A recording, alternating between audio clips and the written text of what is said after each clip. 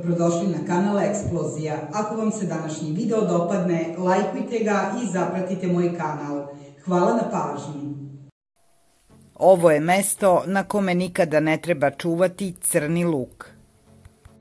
Luk može da ostane svež ako ga držite na pravom mestu, koje mora da bude suvo i hladno, ali to nikako nije frižider.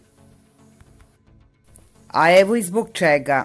Frižider može da dehidrira hleb, stvrdne med i učini krompir slađim.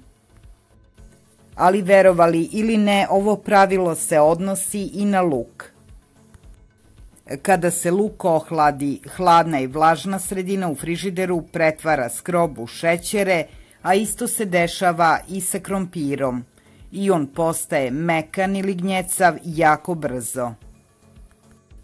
A pritom vam može zasmrdeti frižider i učiniti da sve ima miris luka.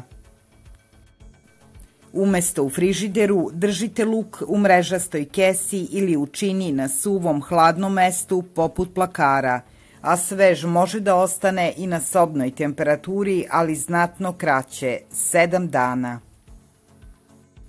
Takođe, nemojte ga stavljati u plastične kese jer je luku potreban vazduh kako bi disao i nikako ga ne držite zajedno sa krompirom jer on ispušta vlagu koja može ubrzati propadanje luka.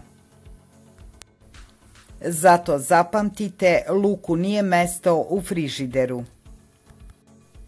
Ako vam se video dopao, lajkujte ga i zapratite Eksploziju.